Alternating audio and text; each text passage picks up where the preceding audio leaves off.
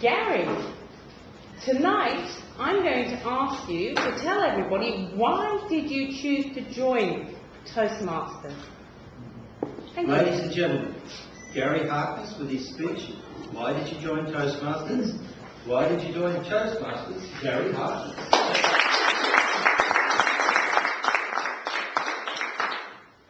As a primary school student, maybe when I was a primary school student, the likes of Skyhook, Sherbet and AC/DC Roll ruled the airwaves. But I found something that I enjoyed listening to more on the record player than those bands.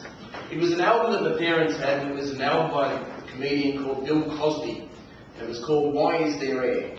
And I found that I'd listened to that time and time again, and I found it absolutely hilarious. I'm sure I was the only 10 to 12-year-old child listening to this album, but I found it frightfully funny. So that got me on sort of a public speaking course, I suppose. So much so that once came round, I got my 13th birthday and received a gift voucher to Brushes. So I shot over to Southland and looked through the comedy section there and found another album that I liked nearly as much as the Bill Cosby album, Why Is There Air? And this one was by another American comedian called Bob Newhart. And in it, Bob has these fake telephone calls, and again, I found them absolutely hilarious. So I would buy away my lonely hours, somewhat friendless because I wasn't into music as much as I but then listening to these two comic giants inspire me with their wit, their timing and their ability to speak. So I thought one day I'd like to do something similar to that. So that got me on the way, and never much of a sportsman at school, but whenever it came around to public speaking, I put my hand up and did quite well in it. As I said, I went through then my high school years, and I didn't do much there at high school that got me much recognition, except once when you reached year 12, you had to then go up and deliver a speech to the whole school. And it was quite a stuffy school that I went to, and it was in the impromptu speaking area of the school competition. What you did is you put your hand in the hat, pulled out a subject, went away and prepared, and then stood in front of 10,000, oh, not 10,000.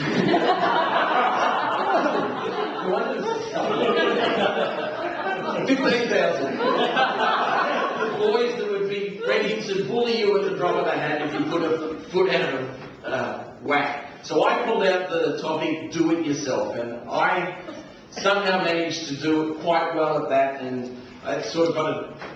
For the next week, people came up and said that it was quite funny and I did quite well. So there it was, looking back on my childhood as to they were the ones that got me inspired to get on this public speaking path, if you like. So that was the one day at school where I shone and excelled. As I said, I was fairly quiet at school, so much so that I used to deliberately keep my library books overdue just to get the name read out at assembly. I was never there to take the hat trick. I was never there to take the hat trick of $10 or having my top button undone or my hair too long, but that's how I managed to get the name read out at the school assembly. So then you leave school and many years went past, and I got myself a job and I worked with a colleague there, and her name was Sue Butterworth, for those that have been here long enough to remember Sue. And Sue said she came along to this thing called Toastmasters, and I thought I've always wanted to do that. Ever since, obviously, since I was a very young child, I thought that's what I want to do.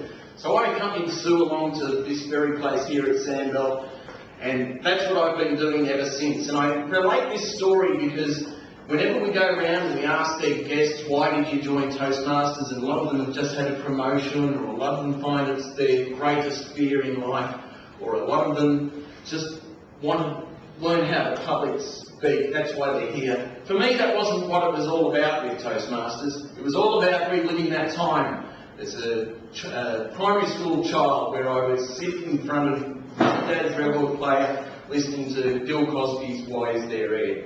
I like the idea of public speaking, and in my own little way I'm doing this. So much so that, funnily enough, tonight's about comedy, and Jerry Seinfeld then became my Bill Cosby of the 90s. I found him absolutely hilarious with his observational, clean style of humour, and it really struck a chord to me.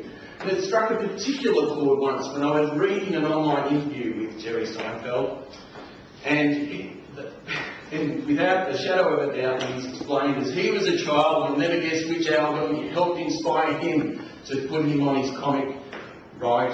That's right, it was Bill Cosby's Why Is There In? So that's why I joined Toastmasters, to sort of live out this bit of a dream of mine. And last year I actually lived out the Bill Cosby, Jerry Seinfeld dream. I found myself packing the suit, boarding a plane for, in my mind, it was this gig that I had, that I won the opportunity to go and speak at the Hilton in Adelaide. So I put the suit on, and in my mind, sure, it was a non-paying gig, and I didn't have a rider, take out all the red jelly beans from the jelly bean bowl before the actual event. But in my mind, as I said, it was me living out that Bill Cosby, Jerry Seinfeld dream of that 12-year-old. So that's why I joined Toastmasters. Thank you.